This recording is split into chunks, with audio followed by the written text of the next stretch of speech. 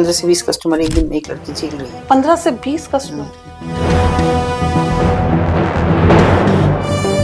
तो कितने दिन सरवाइव करेगी, कितने दिन उसकी देह उसका साथ देगी। फिर तो ऐसी भी बहुत सारी प्रॉब्लम्स होती होगी उन्हें, उनके प्राइवेट पार्ट्स में। प्राइवेट पार्ट्स में नहीं, उनके पूरे शरीर में होती है। ये मेरा अच्छा भाग्य है कि मैं पैर से लंगड़ी और बदसूरत और काली पैदा हुई, तो जो मेरी माँ करती है वो मैं नहीं करती, उसके लायक मैं नहीं। तुम्हारी बेटी है, कौन से ये घर से भाग थोड़ी गई कि शादी कर ली इसने, कुछ कर लिया, क्या आप नाराज हो इससे? बोले ना ना, तब तो हम रख भी लेते, पर हम नहीं रख पाएंगे, इसीलिए जाओ। वहाँ मार खा के आई, कपड़े फाड़े गए, गाली मिली, यहाँ अगर रोना धोना मचाया तो उससे ज्यादा मैं करूंगा तुम्हारे साथ। फिर जो लोग जाते हैं इस तरह लड़कियों के पास, उनको कभी प्यार होता है या कभी उनकी शादी होता है? बहुत हमने ऐसी शादियां कराई हैं। पेट भी तब तक भरना जब तक कस्टमर नहीं आया। अगर इस बीच कस्टमर आता है और ये लड़की चाहिए तो छोड़ दो खाना, पहले जाओ, पहले इसको एंटरटेन करो, बाद में खाना और सब चीजें देखिए। कस्टमर से कितना चार्ज किया जाता है? वो लड़की थोड़ी करेगी, मालकिन करेगी, 200 से 250 रुपये। बच्चा अपनी माँ को लिपट के इतने उसने प्यार किया और फिर बोला ऐसे क्यों छोड़ते हैं। वो मामा बहुत मारता था जब खाना मांगते थे, कोई मामा कहते किसी का अनुभव हम लोग कर सकते हैं कि क्या कष्ट उन माओं को होता होगा। उनके बच्चे, उनके किसी भी उसको अलग कर दो तो सोच के थक गए तो आप 2 में थक जाओगे, फिर कैसे 10-15 कर पाओगे। अगर आप इस दुनिया को ऐसा बना देना चाहती हैं कि जहां अपने बच्चों के सामने भी हमको शर्मिंदा होकर निकलना पड़े, मैं तो समझती हूँ कि ये हमारी जिम्मेदारी तो नहीं। घर की औरत पहले एक अपाहिज ससुर के साथ सेक्स करती है, फिर पति के साथ करती है, फिर पति के बेटे के साथ करती है और बच्चा प्रेमी का पैदा। नमस्कार, बहुत बहुत स्वागत है आपका। मैं हूं आपके साथ नेहा दुबे। आपने कोठा, वेश्यावृत्ति, रेड लाइट जैसे शब्द सुने होंगे। अक्सर चर्चा भी इस पे होती है, लेकिन कोई खुलकर नहीं बोलता। आज इस विषय को हम खुलकर बोलेंगे, खुलकर उठाएंगे और खुलकर सवाल पूछेंगे। इस विषय पर तफसील से बातचीत करने के लिए हमारे साथ मौजूद हैं अतुल शर्मा मैम। मैम बहुत बहुत स्वागत है आपका। कैसी हैं मैम आप? बढ़िया। मैम बहुत अच्छा काम कर रही हैं और तकरीबन 33 सालों से अपना एनजीओ चला रही हैं। मैम काम करने के लिए तो बहुत सारी चीजें थी, बहुत सारी फील्ड थी, फिर आपने यही क्यों चुना? नहीं, हमने ये काम नहीं चुना, इसने हमको चुन लिया। कैसे? हमारा घर वहां से बहुत पास है, जहाँ रेड लाइट एरिया है, जी। एक आड़ी सड़क का दूरी है और वहां से हमारा घर है। तो अब बचपन से उस गली में, उस मोहल्ले में आज भी हिदायतें लड़कियों को होती हैं, लड़की क्या लड़कों को भी होती है, ऊपर नहीं देखना और उसी बाजार से गुजर के जाना। तो 5-6 साल की उम्र में एडमिशन होते थे पहले, तो जब 5-6 साल की उम्र में एडमिशन हुआ तो ये हिदायत हमारे साथ भी जुड़ी, ऊपर नहीं देखना, जब वहां से निकलोगी नीचे सिर कर करना, नीचे सिर कर।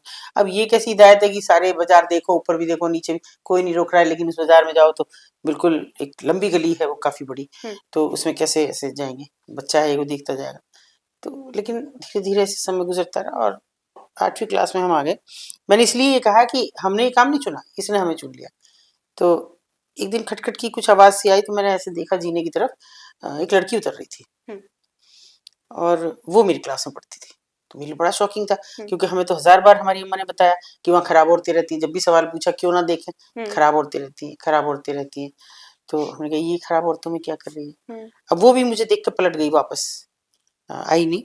तो उसके बाद मैंने 2-3 दिन उसका इंतजार किया कि कभी तो आएगी, और जब वो आई तो मैंने फिर उसे पकड़ा, मुझसे बच रही थी। यहाँ लगी, कोई मेरी फ्रेंड तो थी नहीं, तो पीछे बैठती थी, लेकिन फिर भी मैंने पकड़ा कि भाई मेरी अम्मा तो कहती हैं कि वहाँ पे अच्छी औरतें नहीं रहती, तो तुम वहाँ क्या कर रही थी।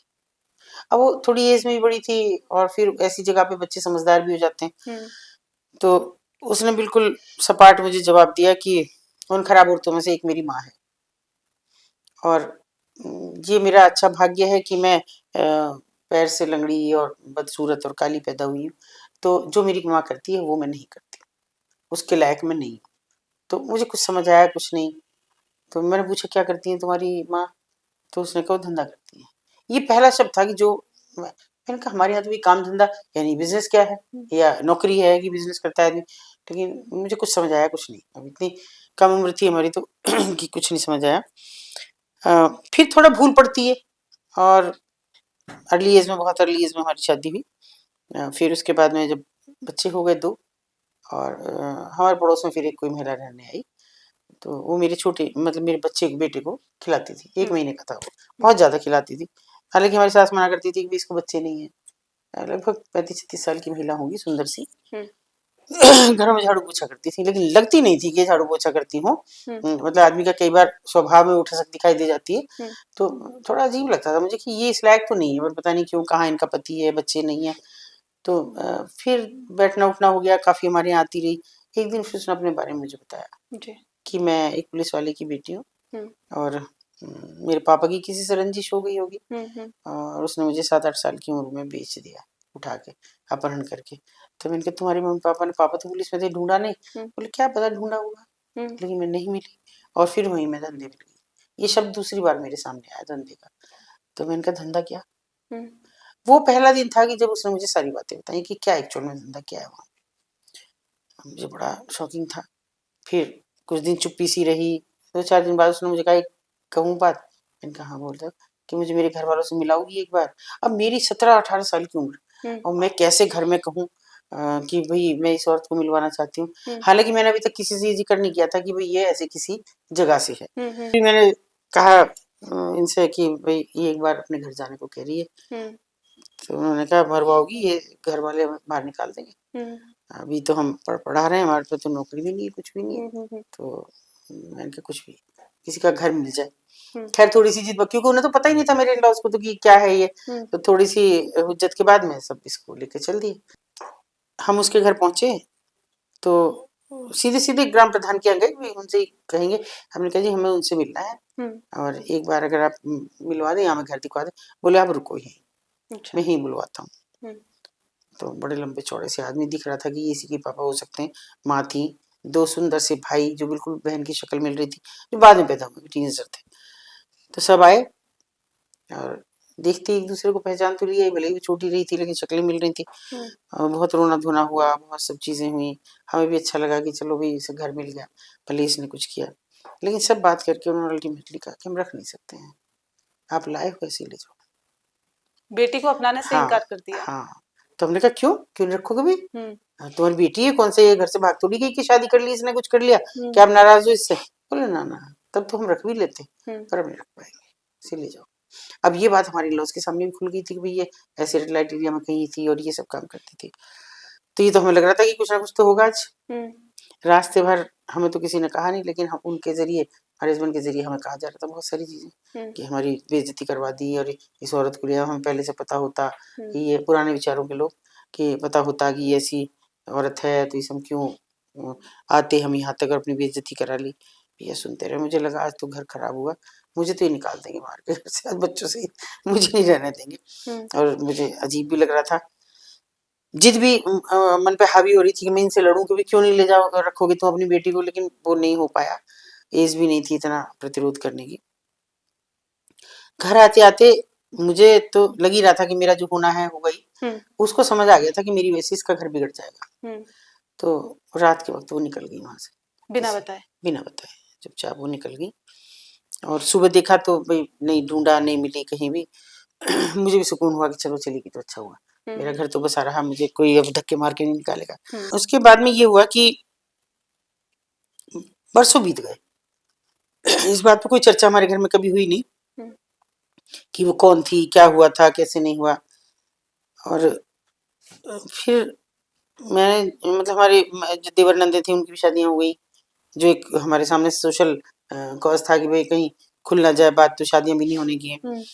फिर मेरे सास ससुर की डेथ हुई। उसके बाद इनसे मैंने एक दिन कहा, बच्चे बड़े हो गए थे, स्कूल जाने लगे थे, तो मैंने इनसे कहा कि मैंने कहा एक दिन उसे ढूंढूं। तो किसी तो उसको ढूंढना चाह रही हूँ। बोले देखो ढूंढ लो, वहां मार खा के आई, कपड़े फाड़े गए, गाली मिली, यहाँ अगर रोना धोना मचाया तो उससे ज्यादा मैं करूंगा तुम्हारे साथ, फिर यहाँ मत आना फिर। मैंने कहा अच्छा भी देखी जाएगी। वो जिद नहीं हटी मन से, मैं चली गई। और ऐसा नहीं कि कोई वहां मुझे आरती का थाल लिए खड़ा था, जो होना सा था हुआ, सब कुछ ही होता रहा। बहुत डांट पड़ती, गालियां खाते, पर बस एक बार उन सीढ़ियों पे चढ़े तो वापस नहीं हो सके, बस इतना हुआ। फिर तो उस जैसी हजारों दिखी। वो दिखी? नहीं, बस आप सबको धन्यवाद कर रही हूँ पॉडकास्टर्स को कि इतने बरस बाद जो एक वो तो क्या दिखती, वो तो उसके बीच में ही मेरे पास एक बार आई थी, मतलब 1 साल लगभग बाद आई थी वो। और आके वो बड़ा ठीक ठाक से कपड़ों में थी, फल मिठाई उठाई लिए हुए थी और भाई दूज का दिन था। तो उसने मुझे आके कहा कि मैं एक बार, गोविंदा बेटे को मेरे बोल रही थी, गोविंदा को मैं एक बार टीका करना चाहती हूँ, मुझे दिखा दो। तो मैंने कहा पहले बताओ ये सब कहाँ से आया तुम्हारे पास, क्योंकि तब भी कोई उम्र तो थी नहीं, 19 साल की भी नहीं हुई थी मैं, हाँ। कि ये इतने सारे अच्छे कपड़े और ज्वेलरी और सब पहन रही हूँ, कहाँ से आए। तो उसने कहा देखो जिनसे पैदा हुई उन्होंने नहीं रखा, तुम्हारा घर बिगड़ जा रहा था, तो मैं जहाँ थी वहाँ चली गई। अच्छा, मेरी सोच केवल इतनी थी कि यही एक बाजार ऐसा पूरे हिंदुस्तान भर में, क्योंकि तब ना अखबारों में इन बातों पर चर्चा होती थी, टीवी थे नहीं उस जमाने में, तो ऐसी कोई बात सामने आई नहीं कि कहीं और भी हो सकते हैं बाजार। तो फिर मैंने कहा तुम्हें तो नहीं दिखा पाऊंगी, उसे मत दिखाओ, तुम जाओ सामान उठाओ सब और यहाँ से जाओ। उसने बहुत रिक्वेस्ट की मेरी कि मुझे एक बार दिखा दो, बस मैं टीका करके चली जाऊंगी। फिर मैंने कहा नहीं, मैंने दिखा। वो चली गई, लेकिन उसने चली जाके, जैसे बाहर दरवाजा होता है पुराने घरों में, तो पलट के देखा, उसने मैं छत पे थी। तो वो मैं कभी नहीं भूली, उसकी आंखों में आंसू भी थे, मुझसे बहुत सारे उल्हाने भी थे, शायद कहना चाहती थी कि तुम भी औरों जैसी निकली, वो मैं कभी नहीं भूली। और उसको ढूंढने की तलाश अब भी जारी? बस वो जारी है नहीं, लेकिन आप लोगों को धन्यवाद है कि मुझे भी 2-3 महीने पहले ही बात पता लगी है कि आगरा में उनकी डेथ हुई। ओह। किसी ने मुझे फोन किया कि आप भले ही नाम नहीं ले रही, जिन्हें आप कह रही हैं वो आगरा आ गई थी और यहाँ उनकी डेथ हुई। अभी लगभग वो 70 की रही होंगी, 70-75 साल की, क्योंकि उस समय वो 35 साल की थी। तो वो जो गिल्ट था ना कि मैं उन्हें नहीं दे सकी जगह समय, और इस बीच ऐसा होता रहा कि कभी कोई, मतलब बहुत लोगों ने उसके साथ शादी का ढोंग किया। वो भी अभी एक सज्जन अभी बिस्तर में पड़े हुए हैं, उनका भी फोन आया कि मुझे एक बार बात करनी है, तो मुझे कोई नहीं करनी, मैं तो बात ही नहीं करना चाहती ऐसे लोगों से। कोई और एक महिला ही, वो तथाकथित पति को छोड़ा इसलिए था कि वो इस औरत पे आ सकते और इसके साथ शादी करना चाहते थे। मैं उन्हें भैया बुलाती हूँ, मेरे मोहल्ले के ही हैं। तो उनकी भी जो वाइफ थी वो भी आई, उसने कहा कि कहाँ तू उनके बारे में बात कर रही है, उसके बारे में, उसने मेरा घर खराब किया। अरे मैं जानती हूँ उसने किसी का घर खराब नहीं किया, सब ने उस पर नजर डाली, खूबसूरत बहुत थी, सब ने उस पर नजर डाली, किसी ने रखना नहीं चाहा, रखना चाहा होता तो वापस क्यों लौट जाती। बिल्कुल सही। और अब उनमें से जब किसी घर की वालों ने ही अपनाना अपनाया नहीं नहीं, तो फिर उसके तो बाद उन्हीं दूसरे के कौन? जरिए मुझे पता लगा कि उनकी डेथ हो गई। चलो ये सुकून हुआ कि वो हाँ। इस गलीज जिंदगी से मुक्ति पा गई बस। लेकिन ऐसा होता है मैम कि जाते हैं कोठे पर, या फिर जो लोग जाते हैं इस तरह लड़कियों के पास, उनको कभी प्यार होता है या कभी होता उनकी है, शादी? होता है, बहुत हमने ऐसी शादियां कराई हैं अच्छा। कि एक दिन अचानक इसका फोन जाता है, मैं उस समय हापुड़ पोस्टेड थी, ऐसी CWC चेयरपर्सन थी, तो कि एक लड़की आई है, जल्दी आ जाओ, ऊपर से भाग के आई है, हमने नहीं रेस्क्यू किया उसे। तो मैंने कहा ठीक है, अरेंज जितना टाइम भी लगेगा। मैं वहाँ पहुंची तो मैंने लड़की से पूछा बताओ, तो लड़का भी खड़ा था। मैंने कहा ये मुझसे शादी करना चाहता है। लड़का हिंदू था, लड़की मुसलमान थी। अच्छा। तो मैंने कहा क्यों भाई, इंडिविजुअल इसको धंधे में डालना चाहता है कि पर्सनली ले जाके ये काम कराएगा? और ना, अपने घर की इज्जत बना के रखूंगा, क्योंकि इसके पेट में मेरा बच्चा है इस समय। मैं इसे छोड़ नहीं सकता। मैंने कहा कैसे पता तेरा है? मुझे पता है, इसे पता है। मैंने कहा ठीक है, क्योंकि अब तो सब प्रोटेक्शन यूज करते हैं। हमने कहा चल थाने पे आ जा।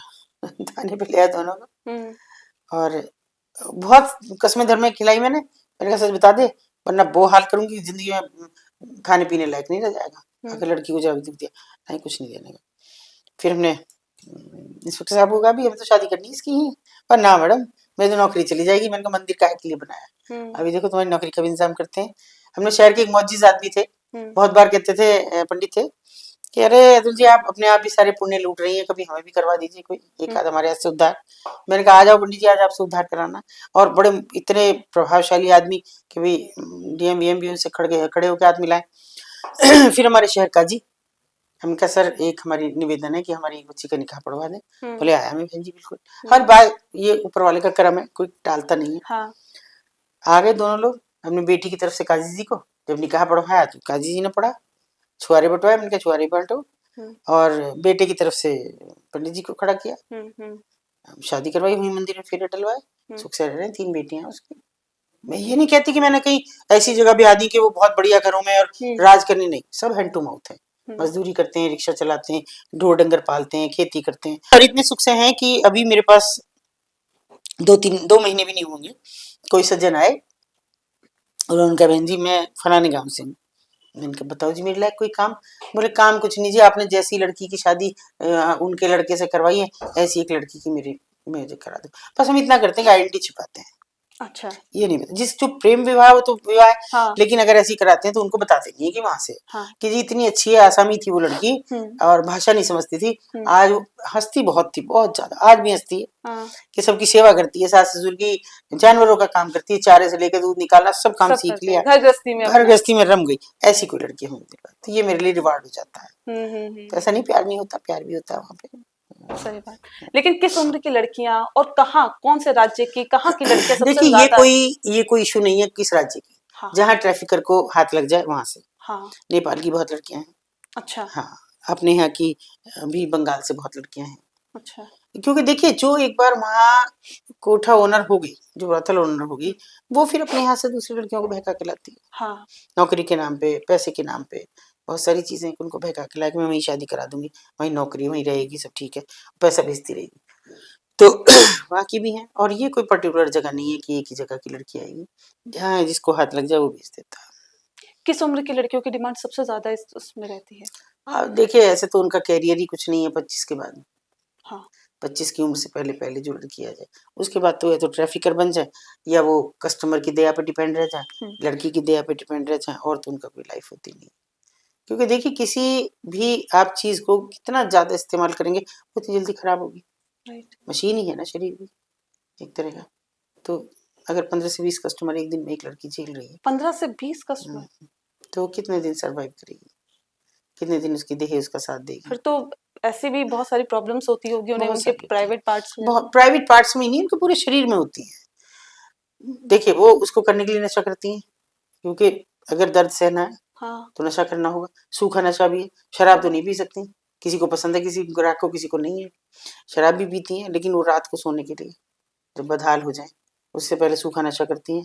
कुछ भी हो वो, मतलब बहुत सारी चीजें हैं जिनको खा सकती हैं, और ऐसा ऐसा नशा है कि जो उपलब्ध भी ना हो, जो बैन हो, रेस्ट्रिक्टेड हो। बहुत सी चीजें हैं, छोड़ो उसको, वो बहुत है। सूखा नशा है, वो गोलियों के रूप में भी है। अच्छा। और तरह से भी उनको ड्रग्स हैं।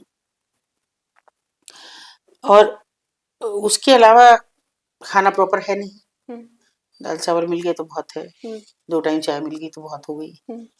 ऐसा कुछ नहीं कि कोई फ्रूट्स खा रही है, कोई कुछ डिग्निटी बनाए रख ली, कुछ नहीं, बस केवल इतना कि पेट भर रहा है, बस किसी तरह पेट भरना। और पेट भी तब तक भरना जब तक कस्टमर नहीं आया। अगर इस बीच कस्टमर आता है और वो कह ये लड़की चाहिए तो छोड़ दो खाना, पहले जाओ, पहले उसको एंटरटेन करो, बाद में खाना और सब चीजें देखिए। और कितने, एक कस्टमर से कितना चार्ज किया जाता है? वो लड़की थोड़ी करेगी, मालकिन करेगी, 200 से 250 रुपये। अच्छा। उससे कुछ मतलब नहीं। लड़की तक तो उतना पहुंचते भी नहीं होगा। उतना क्यों, कितना भी नहीं, रोटी मिल रही है ना, चाय मिल रही है, कपड़े मिल रहे हैं, मेकअप का सामान मिल रहा है, और कुछ नहीं उसकी। तो लड़कियां इस दलदल में खुद कूदती हैं, लाई जाती हैं। कौन जाएगा उसमें, कौन जाएगा? कौन है ऐसा कि जिसको वो नर्क पसंद है कि जहाँ एक 20 वाट का बल्ब जल रहा हो, जो मुश्किल से रोशनी नीचे तक पहुंच रही हो, जहाँ एक कमरे में 3 पर्दे डाल के केबिन बना दिए गए, और हर तरफ एक कस्टमर हो, एक दूसरे की चीखें भी सुन रहे हैं, एक दूसरे की एक्टिविटी भी देख रहे हैं, कौन आना चाहेगा? जब आपको कहा जाता था कि आप नजरें नीचे करके चलें, तो ऊपर क्या दिखता था ऐसा? देखिए शुरू में तो समझ ही नहीं आया। हाँ। क्या नहीं देखना हमें। हाँ। तो फिर धीरे धीरे पता लगने लगा कि वो लड़कियां हैं, झांक रही हैं, नीचे इशारा भी कर रही हैं, नीचे भी लोग खड़े हैं, कभी कभी टकरा गए, हम भी ऊपर देख रहे हैं, कस्टमर खड़ा वो भी देख रहा है, और टकरा भी गए, देखा ये आदमी उधर क्यों देख रहा है। फिर धीरे जब वो लड़की मिली थी, 8वीं पढ़ रहे थे हम, उसने बताया कि क्या होता है, उसके बाद उन महिला ने बताया जो मिली थी, तब ये समझ में आया कि ये सब वो लड़कियां जो ग्राहकों को लुभाने के लिए यहाँ खड़ी की जाती हैं कि आ जाओ ऊपर। ये मेरा फेस देख के तो नीचे से आते हैं, बाकी उनका फेस से कोई लेना देना होता तो ये नहीं। कस्टमर कैसे आते हैं वहां तक, मतलब ये एक एरिया होता है? अलग एरिया होता है, वो बिल्कुल आइडेंटिफाइड एरिया है। रेड लाइट एरिया कोई हर जगह थोड़ी है, हाँ। हर शहर में थोड़ी है। सोनागाछी कलकत्ता में, माटीपुरा है मुंबई में, बनारस में दाल मंडी या शिवपुरी जिसे कहते हैं वो है। तो ये तो हर जगह का आइडेंटिफाइड एरिया है जहाँ पे वो महिलाएं रहती हैं जो जबरदस्ती का शिकार है सब। कोई अपनी मर्जी से वहाँ, उस नर्क में कौन रहेगा जहाँ सोने को जगह नहीं, बैठने को जगह नहीं, काम के घंटे नहीं है तय, और अपनी मर्जी नहीं अपनी मर्जी तय नहीं है कहीं, तो वो क्यों रहेंगे उसमें। जीबी रोड भी दिल्ली का बहुत फेमस है जिसका हाँ आपने हाँ, जिक्र ये किया। हर जगह के, हर जगह जहाँ जहाँ कैंट एरिया है वहाँ वहाँ ये एरियाज हैं, बसाए गए थे इसी तरह से। तो आप ये जीबी रोड कैंट पे एरियाज के आसपास ही क्यों होता? कैंट एरियाज के आसपास नहीं, जिस शहर में बड़े कैंट है, अच्छा। ताकि पुराने समय से अगर हम कहें हमेशा से कि सैनिकों को एंटरटेनमेंट हो सके, जो बरसों अपने परिवार से रहते हैं, दूर रहते हैं महीनों, वो एंटरटेनमेंट के लिए बसाए गए हर उस शहर में जहाँ बड़े कैंट एरिया थे। ऐसे दिल्ली बड़ा कैंट एरिया है, आगरा है बड़ा कैंट, बनारस है, मेरठ है, मेरठ बहुत बड़ी छावनी है, और ये मुंबई, ये सॉरी मुंबई है आपकी। तो ये सब जो बड़े कैंट एरियाज हैं वहाँ पे इनको बसाया गया था, मतलब स्वेच्छा से बसाया गया था कि नाच गा के उनका एंटरटेनमेंट करें जो बरसों बरस अपने परिवारों से दूर, और बाकी लोगों की मर्जी, आसपास के लोग आए तो ठीक है, ना आए तो ठीक। सबसे ज्यादा लोग कौन पहुंचते हैं वहां पर, किस अब तो वो जगत से जुड़े अब तो हुए? वो हैंड टू माउथ लोग हैं जो सुबह शाम तक 500-600 रुपए कमाएं, 250 रुपए वहां खर्च करें, 100 रुपए की शराब पिए, 150 की शराब पिए, 150 बचे तो बीवी को दें, और नहीं तो वो पूरा खर्चा मांगेगी तो उसे पीटें, बस इतना चक्र है ये।